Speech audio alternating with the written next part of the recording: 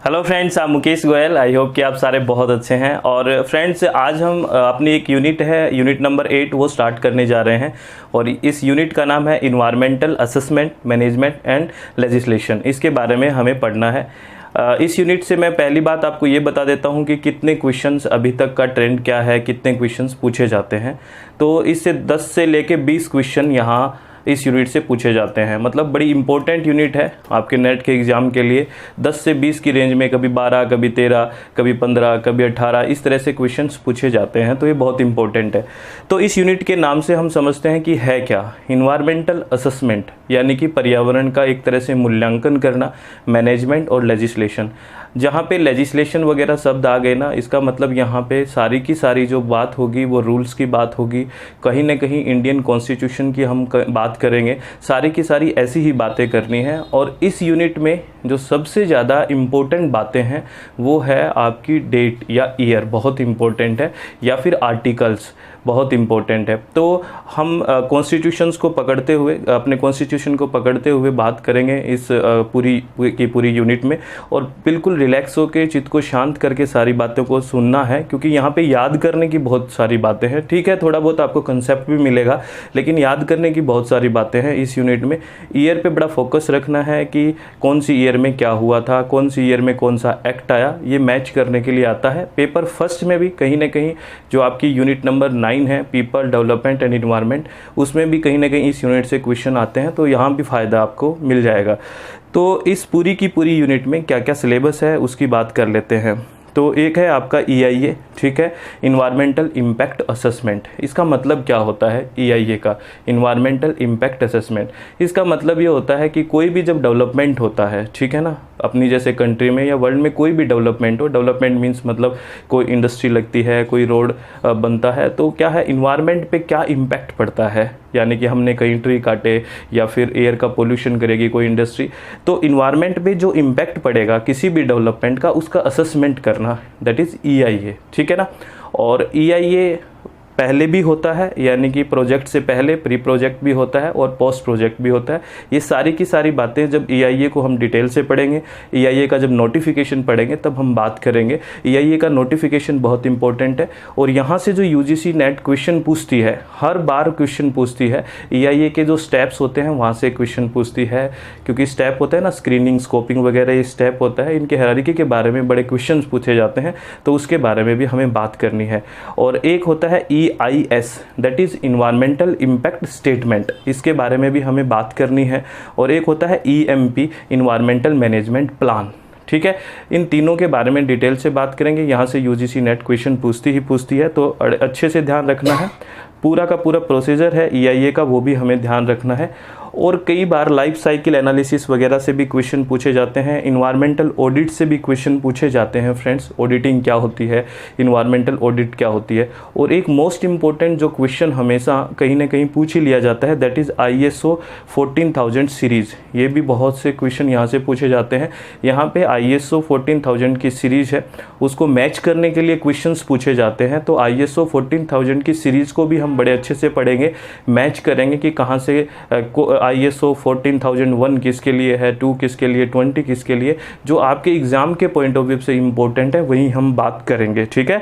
और एक बहुत ही इम्पोर्टेंट और बात है, दैट इज़ EIA जो नोटिफिकेशन है 2006 का, उसके बारे में हम बात करेंगे। और ये बहुत इम्पोर्टेंट है, यहाँ स्टेप्स वगैरह की सारी बातें हो जाएगी, ठीक है। तो ये बातें हो गई। उसके बाद में हमें इसी यूनिट में रिस्क असेसमेंट के बारे में पढ़ना है। यहाँ से भी इम्पोर्टेंट है, जो रिस्क की करैक्टरिस्टिक्स क्या होती है और रिस्क का मैनेजमेंट कैसे किया जाता है, यहाँ से भी हम बात करेंगे। और जो ये लास्ट पॉइंट है, ये सब टॉपिक है इस यूनिट में, that is overview of environmental laws in India. ये सारे के सारे जो इन्वायरमेंटल लॉ हैं इंडिया के अंदर, जैसे वाइल्ड लाइफ प्रोटेक्शन की बात करें 1972 में आया, ठीक है। फॉरेस्ट कंजर्वेशन एक्ट की बात करें 1980 में आया। बायोलॉजिकल डाइवर्सिटी एक्ट की बात करें 2002 में आया। इस तरह के बहुत सारे एक्ट हैं, उसके बारे में बात करेंगे। जैसे वाटर एक्ट है 1974 में आया। इस तरह की जो बातें हैं, ये सारे के सारे ईयर बहुत इंपॉर्टेंट है। और कुछ इन रूल्स में से की पॉइंट है जो हमें पढ़ने हैं। बस मेरे हिसाब से मैं आपको जितना बताऊंगा वो मोर देन सफिशिएंट है, अकॉर्डिंग टू मी। इतना आप अगर करके जाते हो तो एग्ज़ाम के लिए आपके लिए बहुत ही ज़्यादा बेनिफिशियल रहेगा, क्योंकि किसी भी एक्ट को, किसी भी रूल को पूरा डॉक्यूमेंट पढ़ना संभव नहीं है, हर एक डॉक्यूमेंट में बहुत सारी बातें होती है, हम वहीं पे हिट करेंगे जहाँ से क्वेश्चन पूछने की बहुत ज़्यादा संभावनाएं हैं। ठीक है ना फ्रेंड्स। तो इन्वायरमेंटल प्रोटेक्शन एक्ट जैसे 1986 में है, ये सारी की सारी मैच करने का बड़ा क्वेश्चन आता है, ट्रांस बाउंड्री मूवमेंट वगैरह से, ये सारी की सारी हम बात करेंगे। ठीक है ना फ्रेंड्स, ये सब ठीक है। और एक जो फॉरेस्ट की पॉलिसी है जो 1988, उसके बारे में बात करेंगे। ये यानी कि एक नेशनल इन्वायरमेंटल पॉलिसी है 2006, उसके बारे में, यानी कि इसकी पूरी की जो पूरी यूनिट है इसमें सारी हमें लेजिस्लेशन वगैरह की ही बात करनी है, ईयर की या किस पॉलिसी में क्या है वो की पॉइंट्स के बारे में बात करनी है। मैं बार बार एक ही बात बोल रहा हूँ कि ये याद करने के लिए बहुत ही ज़रूरी चीज़ें हैं, तो आपको याद करना है। ठीक है। तो मैं आज ये आपको सिलेबस एक बार दिखा दिया है, और जो मैं आज बात करूँगा एक बार, ये जो एग्रीमेंट्स की बात है, स्टॉकहोम कॉन्फ्रेंस वगैरह सब ईयर की बात है, इसको फर्स्ट पेपर में बहुत पढ़ते हैं। ठीक है ना। एजेंडा 21 क्या है, बायोडाइवर्सिटी, कन्वेंशन ऑन बायोडाइवर्सिटी क्या है, UNFCCC क्या है, क्योटो प्रोटोकॉल किससे रिलेशन रखता है, ये सारी की सारी बातें हमें करनी है। तो ये तो बहुत इंपॉर्टेंट आपके फर्स्ट पेपर के लिए भी। CDM क्या है, क्लीन डेवलपमेंट जो मैकेनिज्म होता है, वहाँ से भी क्वेश्चन पूछा जाता है। ये सारी की सारी यूनिट एक बात मैं आपको बता देता हूँ, ईयर के वाइज बहुत इंपॉर्टेंट है। फिर वही बात बोल रहा हूँ, पेपर 1 के लिए भी बहुत इंपॉर्टेंट है, और पेपर 2 के लिए तो है ही है इंपॉर्टेंट। बहुत क्वेश्चन यहाँ से पूछे जाते हैं, क्योंकि मैंने शुरू में ही बोल दिया था कि यहाँ से 10 से 20 क्वेश्चन आते हैं, कई 12, 13, 15, 17, तो बहुत इंपॉर्टेंट है। तो बड़े आराम से, धैर्य से इस बातों को करना है। ये यूनिट बहुत ज़्यादा बड़ी नहीं है, बहुत छोटी यूनिट है, बस ईयर वाइज हमें ध्यान रखना है। तो आज मैंने आपको ये सिलेबस पूरा दिखा दिया कि सिलेबस क्या क्या होता है, क्या क्या हमें पढ़ना है, कैसे हमें चीज़ों को याद रखना है। जो आज इस वीडियो में मैं बात करना जा रहा हूँ, वहाँ इंडियन कॉन्स्टिट्यूशन और इन्वायरमेंटल प्रोटेक्शन के बीच क्या मतलब बातें की गई है, या फिर इंडियन कॉन्स्टिट्यूशन में क्या बातें की गई है, भारत के संविधान में क्या बातें की गई है, किसके लिए, इन्वायरमेंटल प्रोटेक्शन के लिए। तो यहाँ से UGC नेट आपसे क्वेश्चन, कई सारे क्वेश्चन पूछती है। मैं इन क्वेश्चंस को भी यहाँ पे डिस्कस करता हुआ साथ चलूँगा। इंडियन कॉन्स्टिट्यूशन, भारत के संविधान के बारे में जानते होंगे ना आप। भारत का संविधान एक तरह से क्या है, एक डॉक्यूमेंट है। ठीक है। उस डॉक्यूमेंट के अकॉर्डिंग ही, या आप ये कह सकते हैं this is the document of rules. इस तरह के अगर ले लैंग्वेज में बात करें, सारे के सारे रूल्स, कायदे कानून जिससे अपना समाज चल रहा है, वो अपना एक कॉन्स्टिट्यूशन है। ठीक है। और इस कॉन्स्टिट्यूशन में अपने को पता है प्रियम्बल है, प्रस्तावना जिसको बोलते हैं, जो शुरू में रहता है, प्रियम्बल है। उसके बाद अपने ही कॉन्स्टिट्यूशन में आपको पता है फंडामेंटल राइट्स भी हैं, फंडामेंटल ड्यूटीज़ भी हैं, DPSP भी है, directive principle of state policy. ये सारी की सारी चीज़ें अपने कॉन्स्टिट्यूशन में है। तो पॉलिटिकल साइंस वाले इसको बड़ा डिटेल से पढ़ते हैं, इंडियन पॉलिटी वाले बहुत अच्छे से पूरे कॉन्स्टिट्यूशन को पढ़ते हैं। हमारे लिए पूरा कॉन्स्टिट्यूशन पढ़ने की कोई ज़रूरत नहीं है, अगर ज़रूरत होती तो हम पढ़ते। हमें तो बस कॉन्स्टिट्यूशन में, हमारे संविधान में वही बातें बाहर निकालनी है जो इन्वायरमेंटल प्रोटेक्शन के लिए है। ठीक है ना। जब आपको मैं क्वेश्चंस करवाऊंगा तो शायद ये बातें आपको समझ में आ जाएगी कि कैसे आर्टिकल्स के बारे में पूछा जाता है, क्योंकि आपको पता है जो हमारा कॉन्स्टिट्यूशन है, जो हमारा डॉक्यूमेंट है ना, वो जैसे हमारी एक कोई बुक होती है, उस बुक में चैप्टर्स रहते हैं। ठीक है ना। उस बुक में यूनिट्स रहती है। वैसे ही जो हमारा कॉन्स्टिट्यूशन है, जो डॉक्यूमेंट है हमारा कॉन्स्टिट्यूशन, उसमें को भी पार्ट्स में डिवाइड किया गया है। उसमें भी पार्ट्स है, उसमें भी आर्टिकल्स है। ठीक है। उसमें भी शेड्यूल्स हैं, अनुसूचियाँ हैं, आर्टिकल जिसको अनुच्छेद हिंदी में बोलते हैं, ये सारी चीज़ें उसमें है। तो हम आर्टिकल्स की बात करेंगे यहाँ पे। ठीक है। तो मैं ये आपके कुछ बेसिक बातें भी बताता चलूँगा ये आपको, क्योंकि आपको वैसे भी पता होना चाहिए। तो इंडियन कॉन्स्टिट्यूशन और इन्वायरमेंटल प्रोटेक्शन के बारे में बात करते हैं। सबसे पहले आपको पता है इंडियन कॉन्स्टिट्यूशन में प्रियम्बल होती है, प्रस्तावना होती है, जिसमें सारी चीज़ें होती है। तो यहाँ सिविल सर्विसेज में अगर हम UGC नेट से थोड़ा सा अपर लेवल की तरफ चले जाएँ, सारे एग्जाम ही अच्छे होते हैं, लेकिन आप कभी और भी कॉम्पिटिशन दें तो कई बार ये क्वेश्चन बड़ा अच्छे से पूछा जाता है कि प्रियम्बल यानी कि प्रस्तावना जो है वो इंडियन कॉन्स्टिट्यूशन का पार्ट है या नहीं है। तो आपको बोलना है प्रियम्बल, प्रस्तावना इंडियन कॉन्स्टिट्यूशन का पार्ट है, भाग है। दूसरा क्वेश्चन UGC ने तो इस तरह का क्वेश्चन नहीं पूछा, स्टेट PCS और IAS में क्वेश्चन पूछ लिया जाता है, क्या प्रियम्बल में अमेंडमेंट यानी कि संशोधन हो सकता है क्या? तो आपको बोलना है हाँ, संशोधन हो सकता है, और हुआ भी है, एक बार संशोधन हो चुका है हमारे प्रियम्बल में, प्रस्तावना में। ठीक है। ये बातें आपको ध्यान रखनी है। दूसरा, यहाँ से UGC नेट ने अभी तक कोई क्वेश्चन नहीं पूछा है। ठीक है ना फ्रेंड्स। तो दूसरा, हमारे कॉन्स्टिट्यूशन में फंडामेंटल क्या है, राइट्स हैं। फंडामेंटल राइट्स को हिंदी में कहते हैं मौलिक अधिकार। अगर बात करें आर्टिकल्स का, तो आर्टिकल नंबर 12 से लेकर 35 तक फंडामेंटल राइट्स है। फंडामेंटल राइट्स का मतलब क्या होता है? फंडामेंटल का मतलब होता है मौलिक, राइट्स का मतलब अधिकार, यानी कि आपके अधिकारों की रक्षा करना सुप्रीम कोर्ट की ड्यूटी है। यानी कि आप, इसीलिए उनको क्या बोला गया है, फंडामेंटल बोला गया है। यानी कि आपके फंडामेंटल राइट का कोई भी उल्लंघन नहीं कर सकता। ये सुप्रीम कोर्ट की ड्यूटी है, सुप्रीम कोर्ट का कर्तव्य है कि वो आपके फंडामेंटल राइट को प्रोटेक्ट करे। तो इसीलिए इसको क्या बोला गया है, फंडामेंटल बोला गया है। ठीक है, तो ये ध्यान रखना है। फंडामेंटल कोई चीज़ होती है ना बेसिक, यानी कि इतना तो मिनिमम आपको मिलेगा ही मिलेगा राइट। अगर इन राइट का कोई भी इन राइट को बोल करता है, कोई भी राइट का हनन करता है, तो आप डायरेक्टली सुप्रीम कोर्ट जा सकते हैं। वरना ऐसा नॉर्मली होता नहीं है कि आप डायरेक्ट सुप्रीम कोर्ट जाओ, पहले आपको हायरार्की से चलना होता है। पहले आप सेशन कोर्ट में जाते हैं, हाई कोर्ट में जाते हैं, सुप्रीम कोर्ट में, इस तरह से जाते हैं। लेकिन अगर आपके कोई फंडामेंटल का कोई भी हनन करता है तो directly you can go for the supreme court. ये आपको ध्यान रखना है। अगर फंडामेंटल में आर्टिकल्स की बात करें तो आर्टिकल नंबर 12 से लेकर 35 तक क्या है, फंडामेंटल राइट्स है। ठीक है, अब आपको इन्वायरमेंट से कैसे जोड़ें इसे, इन्वायरमेंटल साइंस से क्या क्वेश्चन पूछा गया, इन्हीं से क्वेश्चन पूछा गया। यूजीसी नेट ने आपके पेपर में पूछा, क्या क्वेश्चन पूछा वो बात करूंगा मैं इस आर्टिकल को बताने के बाद कि क्वेश्चन क्या पूछा गया। अपने एक कॉन्स्टिट्यूशन जो अपना संविधान है, इसमें आर्टिकल नंबर 21 है। आपको एक रेंज तो पता होगी, 12 से 35 तक क्या है, फंडामेंटल राइट्स है, सारे के सारे मौलिक अधिकार है आपके। ठीक है, तो आर्टिकल नंबर 21 है, वो क्या है, जीने का अधिकार। क्या है, जीने का अधिकार। अगर आप बिल्कुल स्ट्रिक्ट भाषा में बोलें तो सभी को जीने का अधिकार है। ठीक है, यानी कि सब अपनी सम्मानपूर्वक जिंदगी जीने का अधिकार है। आर्टिकल नंबर 21 में ये बात की गई है। अगर इसको प्रॉपर कॉन्स्टिट्यूशन की लैंग्वेज में बात करें, this is the protection of life and personal liberty. No person shall be deprived of his life और personal liberty except according to procedure established by law. यानी कि जब तक लॉ ना रोके, कोई कानून के तहत दायरे में रह के हर एक इंसान को जीने का अधिकार है। ये बात करता है कौन, आर्टिकल नंबर 21। और इसमें बहुत सारे राइट्स हैं, बहुत सारे अधिकार दिए गए हैं। कुछ अधिकारों के बारे में मैं आपको बता देता हूं कि क्या क्या अधिकार हैं। बहुत सारे अधिकार हैं, सुप्रीम कोर्ट ने इसको ये व्याख्या की है। ठीक है, लेकिन सारे अधिकार के जानने की आपकी जरूरत नहीं है। मैं सिर्फ आपको वहीं लेके जाना चाहता हूं जहां से इन्वायरमेंटल साइंस को इसमें जोड़ के क्वेश्चन पूछा गया है और पूछा भी जा सकता है। तो आर्टिकल राइट टू प्राइवेसी होता है ना, आपकी निजता का अधिकार, राइट टू प्राइवेसी, ये आपका फंडामेंटल राइट है और आर्टिकल नंबर 21 के तहत ही है। यहां से आईएएस ने, यूपीएससी ने एक बार क्वेश्चन पूछा और ये पूछा कि राइट टू प्राइवेसी कौन से आर्टिकल के तहत आएगा। अगर आप डायरेक्टली आर्टिकल 21 को पढ़ते हो तो आपको समझ नहीं आता कि राइट टू प्राइवेसी कहां है इसमें तो जीने का अधिकार है। लेकिन सुप्रीम कोर्ट ने व्याख्या की है इसकी कि राइट टू प्राइवेसी है, जो आर्टिकल नंबर 21 है उसी के अंदर जो आपका जीने का अधिकार है, उसी के अंदर राइट टू प्राइवेसी है। तो ये सारे के सारे जो मैं आपको राइट बता रहा हूं, ये आर्टिकल नंबर 21 में ही है। ठीक है, यानी कि इन सम्मान के साथ आपको जीने का अधिकार है। आपकी प्राइवेसी यानी कि निजता का आपको कोई भी हनन नहीं कर सकता, आपकी प्राइवेसी का। दूसरा, राइट टू गो अब्रॉड, हाँ विदेश जाने का आपके पास अधिकार है। ठीक है, ये सारे के सारे राइट्स हैं जो मैंने आपके लिखे हुए हैं। लेकिन यहाँ इन्वायरमेंटल साइंस में क्या क्वेश्चन पूछा गया, एक राइट आपका है, right to pollution free water and air. यानी कि एक हर इंसान का राइट है कि वो पोल्यूशन फ्री वाटर ले और पोल्यूशन फ्री एयर उसको प्राप्त हो। बात समझ रहे हो, यानी कि पोल्यूटेड, जो प्रदूषित एयर में और प्रदूषित वाटर पीने का कोई जीने का अधिकार नहीं है। यानी कि उसमें कैसे जिएगा, कैसे सर्वाइव करेगा। तो right to pollution free water और पोल्यूशन फ्री एयर का हर एक आदमी को राइट है।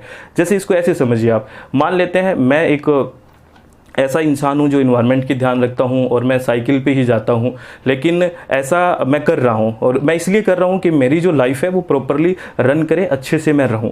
लेकिन किसी बड़े पैसे वाला कोई इंसान है, उसने गाड़ियां खरीद ली, ठीक है, वो जा रहा है, ठीक है, वो पोल्यूशन कर रहा है कि नहीं कर रहा, लेकिन उसकी पोल्यूशन की वजह से मैं इफेक्ट हो रहा हूं कि नहीं हो रहा हूँ, नेगेटिवली इफेक्ट हो रहा हूँ। इसमें मेरा दोष क्या है, मैं तो सही से जी रहा था, मैंने बाइसिकल लिया, मैं तो व्हीकल यूज ही नहीं करता, लेकिन दूसरा तो कर रहा है। तो इसीलिए को ध्यान में रखे हुए ये आपको फंडामेंटल राइट दिया गया है कि आपको राइट है, आपको मतलब free water, polluted free water का और पोल्यूटेड फ्री एयर का आपको राइट है। ठीक है, तो ये किस आर्टिकल के तहत है, आर्टिकल नंबर 21 अनुच्छेद 21 के तहत है। तो यहाँ से यूजीसी नेट ने क्या क्वेश्चन पूछा, उस पर आता हूँ मैं। यूजीसी नेट ने एक क्वेश्चन बना, ये एज इट इज लैंग्वेज मैंने लिखी है, ये था कि right to clean environment is guaranteed in Indian constitution by.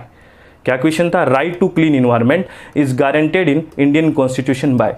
जो राइट टू क्लीन इन्वायरमेंट दिया है, ठीक है, वो कौन से इंडियन कॉन्स्टिट्यूशन के आर्टिकल के तहत गारंटी दी गई है, या कौन से कॉन्स्टिट्यूशन इंडियन आर्टिकल के तहत आएगा। तो कौन सा आर्टिकल है, आर्टिकल 21 इसका आंसर जाना था। यहाँ से यूजीसी नेट ने क्वेश्चन पूछा है फ्रेंड्स, ध्यान रखना है। ठीक है, इस तरह के क्वेश्चन बने थे। आगे बात करता हूं मैं, आगे है डीपीएसपी, ठीक है, that is directive principle of state policy. ठीक है, directive principle of state policy. अगर हम आर्टिकल की बात करें तो आर्टिकल नंबर 36 टू 51 में डीपीएसपी आता है। ठीक है, अब बात करें डीपीएसपी और फंडामेंटल राइट में डिफरेंस क्या है। यहां से स्टेट पीसीएस और यूपीएससी ने क्वेश्चन पूछा है, यहाँ इस लेवल का यूजीसी नेट ने अभी तक क्वेश्चन नहीं पूछा। लेवल का मतलब मैं ये कह रहा हूँ इन्वायरमेंट से रिलेट नहीं था तो क्वेश्चन नहीं पूछा, फिर भी कोई क्वेश्चन पूछ ले। फंडामेंटल राइट और डीपीएसपी में फ़र्क ये होता है, जैसे मैंने आपको शुरू में बताया था कि अगर कोई भी आपका फंडामेंटल राइट का हनन करता है या फिर फंडामेंटल राइट को आपके जो राइट्स है उससे आपको नहीं देता है वो राइट्स, तो आप you can go directly supreme court, ऐसा बोला था। लेकिन डीपीएसपी में ऐसा नहीं है, directive principle of state policy में ऐसा नहीं है कि अगर इनको कोई फॉलो नहीं करता तो आप सुप्रीम कोर्ट में जा सकते हैं, ऐसा नहीं है। समझ गए आगे ये क्या है, जो से इसमें होता क्या है। डीपीएसपी में मैं सामान्यतः बात करूं, directive principle of state policy में ये होता है कि कोई भी सरकार अगर कोई पॉलिसी बनाए तो बच्चों को, महिलाओं को और वृद्धों को ध्यान में रखे, ओल्ड एज को ध्यान में रख के बनाए।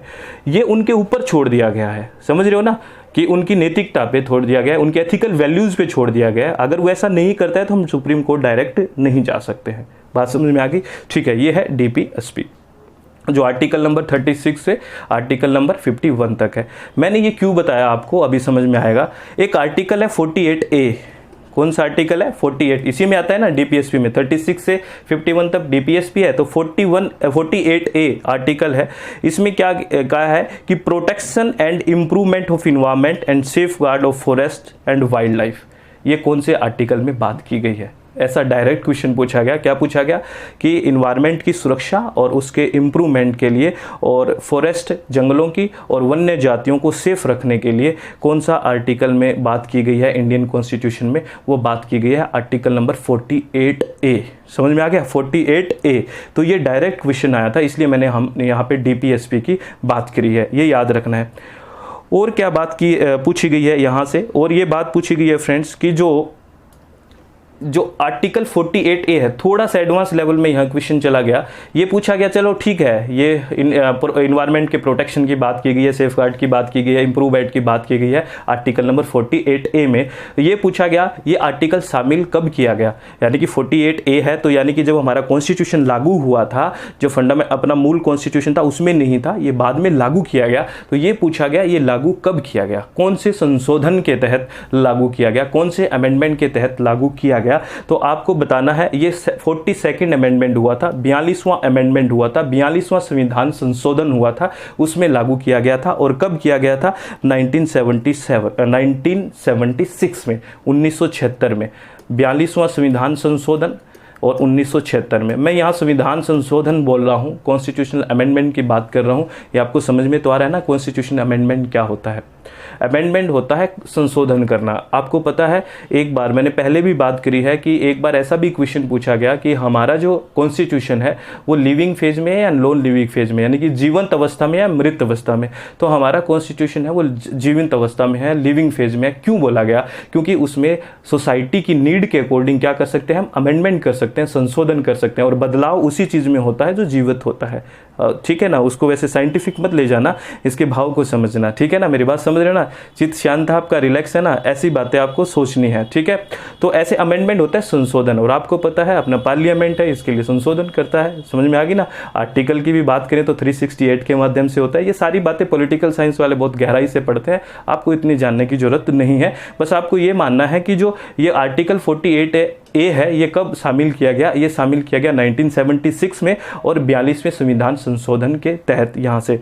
और ये आप 76 अगर कोई आया है तो यहाँ से कुछ ईयर याद आई होगी आपको। अगर मैं बात करूँ, आपको पता है इमरजेंसी लगी थी, नेशनल कांग्रेस जो इंडियन नेशनल कांग्रेस गवर्नमेंट थी जो इंदिरा गांधी से हेड हो रही थी, इमरजेंसी लगी थी। और इमरजेंसी कब लगी थी? 1975 से लेकर 1977 में लगी थी, है ना, 1975 से 77, उसी टाइम ये शामिल किया गया था। बीच में आ गया ना 76। जब ये इमरजेंसी लगी थी तो बहुत सी चीज़ें शामिल की गई थी, वो बातें दूर की है कि क्यों शामिल की गई थी, क्या कारण था, वो बातें हम यहाँ नहीं करेंगे, लेकिन इमरजेंसी के टाइम शामिल की गई थी। अब यहाँ से भी राजस्थान एडमिनिस्ट्रेटिव सर्विस ने एक क्वेश्चन पूछा, बड़ा अच्छा क्वेश्चन था या नहीं पता नहीं, लेकिन क्वेश्चन पूछा। ये क्वेश्चन पूछा कि आप ये बताइए जिस दिन नेशनल इमरजेंसी की घोषणा हुई थी उस दिन डेट क्या थी, ये डेट पूछ ली। ठीक है। तो याद रखना दैट डेट वाज 25 जून, 25 जून, ये याद रखना आप, ठीक है। 25 जून वो डेट थी जिस दिन इमरजेंसी की घोषणा हुई, क्योंकि उस टाइम डेट में ऑप्शन क्या दे रखे थे उसने, 25 जून, 27 जून, 29 जून, तो बड़ा कन्फ्यूजन था। तो क्या है, ये 25 जून को इसकी घोषणा की गई थी। ये बातें आप याद रखना, ठीक है। और बात करते हैं friends, that is fundamental duties. क्या है, आपके मौलिक कर्तव्य। और अगर आपको सीधा सा कोई पूछ ले कि आपकी जो फंडामेंटल ड्यूटीज़ हैं वो कौन से आर्टिकल में आती है, तो आपकी जो फंडामेंटल ड्यूटीज़ है वो 51A में आती है। किसमें, आर्टिकल नंबर 51A, ये आपको ध्यान रखना है। तो मैं ये क्यों बता रहा हूँ, इन्वायरमेंट से कैसे रिलेटेड है, मैं बता देता हूँ इन्वायरमेंट से कैसे रिलेटेड है। जो ये इसके जो आर्टिकल 51A की बात कर रहा हूँ, इसमें एक सब क्लोज है जी, 51AG। कौन सा सब क्लोज है, जी। और आर्टिकल 51AG एक सब क्लोज है। उसमें क्या बात की गई है, उसमें सिटीजन चार्टर की बात की गई है। ये सिटीजन चार्टर क्या हो गया, सिटीजन चार्टर की क्या बात की गई है कि सभी की एक ड्यूटी है इन्वायरमेंट को सेफ रखने की, यानी कि यहाँ कर्तव्य की बात की गई है। पहले राइट्स की बात करी थी ना, अधिकारों की बात करी। हमें अधिकार तो ध्यान रहते हैं लेकिन कर्तव्य ध्यान नहीं रहते। कर्तव्य अपनी ड्यूटीज भी कुछ है। तो यहाँ से यूजीसी नेट ने भी क्वेश्चन पूछा कि इस तरह की बातें कौन से आर्टिकल में की गई है, 51A में की गई है, और वो उसका सब क्लोज जी है, ठीक है। तो इसकी मैं आपको लैंग्वेज पढ़ के बता देता हूँ। It shall be the duty of every citizen, ये एक हर एक नागरिक का कर्तव्य है ऑफ इंडिया टू प्रोटेक्ट, सुरक्षित रखना, प्रोटेक्ट रखना, and improve the natural environment, और नेचुरल जो इन्वायरमेंट है, जो प्राकृतिक पर्यावरण है, उसको इंप्रूव करना, इंक्लूडिंग फॉरेस्ट, जिसमें फॉरेस्ट होंगे, लेक्स होंगे, river and wildlife, and have to compensate living creature. यानी कि आप जितना भी आप नेचुरल इन्वायरमेंट देख रहे हो ना, उसको आपका प्रोटेक्ट करने का ड्यूटी है। अगर आपका कर्तव्य भी पाना है ना, आपके हमने राइट की बात करी थी आर्टिकल नंबर 21A में कि आपको राइट है कि आप सेफ इन्वायरमेंट में रहें। तो इसी तरह 51A का जो जी क्लोज है उसमें बात की गई कि आपकी ड्यूटी भी है कि आप इसको सेफ रखें, तभी तो आपको सेफ मिलेगा, ठीक है ना। लेकिन ड्यूटी में ये बात है कि आप डायरेक्टली सुप्रीम कोर्ट नहीं जा सकते, वरना तो क्या पता क्या होता, ठीक है ना। समझ में आ रही है ना बातें। आई थिंक ये सारी बातें आपको समझ में आ गई होगी ना। एक आर्टिकल की और बात कर लेता हूँ, बाद में बात नहीं करूँगा कोई भी आर्टिकल के। एक आर्टिकल है 253, 253। ये आर्टिकल क्या है, ये आर्टिकल एक्चुअली में है जो अपनी जो पार्लियामेंट है, अपनी जो संसद है, उसको शक्ति देता है, पावर देता है, क्या बनाने के लिए, कोई भी लॉ बनाने के लिए, पूरी इंडिया के लिए या फिर कोई पार्ट के लिए। याद रखना, जो अपनी पार्लियामेंट क्या होता है, संसद होती क्या है, संसद क्या होती है, संसद 3 चीज़ों से मिलकर बनी होती है पार्लियामेंट, लोकसभा, राज्यसभा और प्रेसिडेंट। याद रखना, अपनी पार्लियामेंट के क्या है, 3 चीज़ें हैं, Lok Sabha plus Rajya Sabha plus president, राष्ट्रपति। अब आपको लोकसभा राज्यसभा तो समझ में आ गया, प्रेसिडेंट को क्यों पार्लियामेंट में शामिल किया गया है। प्रेसिडेंट के बिना कोई भी जो बिल होता है वो एक्ट नहीं बनता। बिल तब तक बिल रहता है जब तक प्रेसिडेंट का साइन नहीं होता। बिल तब एक्ट बन जाता है जब प्रेसिडेंट का साइन हो जाता है। तो लास्ट में प्रेसिडेंट के साइन की जरूरत होती है, इसीलिए पार्लियामेंट में प्रेसिडेंट को हिस्सा माना गया है। याद रखना है। तो आर्टिकल 253 है, वो इंपावर करता है पार्लियामेंट को लॉ बनाने के लिए, पूरी कंट्री के लिए या किसी भी पार्ट के लिए, ठीक है। ये आपको ध्यान रखना है। तो मैं ये क्यों बता रहा हूँ, यहाँ से इन्वायरमेंटल साइंस ने क्या क्वेश्चन पूछा आपके पेपर 2 में, ये क्वेश्चन पूछा, under which article of the Constitution of India was the Environmental Protection Act 1986 enacted। यानी कि कौन से आर्टिकल के तहत, इंडियन कॉन्स्टिट्यूशन के कौन से आर्टिकल के तहत जो आप इन्वायरमेंटल प्रोटेक्शन एक्ट 1986 पढ़ रहे हो उसको एक्ट में लाया गया या वो बनाया गया, किसके तहत, कौन से आर्टिकल के तहत, 253 के तहत, क्योंकि 253 ही आपको क्या करता है, राइट देता है पार्लियामेंट को एक्ट बनाने के लिए, ठीक है। आप बात समझ गए ना। ये सारी बातें थी फ्रेंड्स, आई होप कि आपको सारी बातें समझ में आ गई होगी। कोई भी किसी भी तरह का आपको अगर डाउट है तो प्लीज़ मुझे व्हाट्सअप करना, और आप किसी भी तरह का डाउट अपने दिमाग में मत रखना, मुझसे पूछते रहना, और अपने चित्त को शांत रखें, रिलैक्स रह के सारी चीज़ें को अपना कंटिन्यू रखें, और कोई भी तरह का हर्डल माइंड में नहीं रखना है। सब बहुत बढ़िया है, सब बहुत बढ़िया होगा। All the very best. Thank you, thanks lot friends.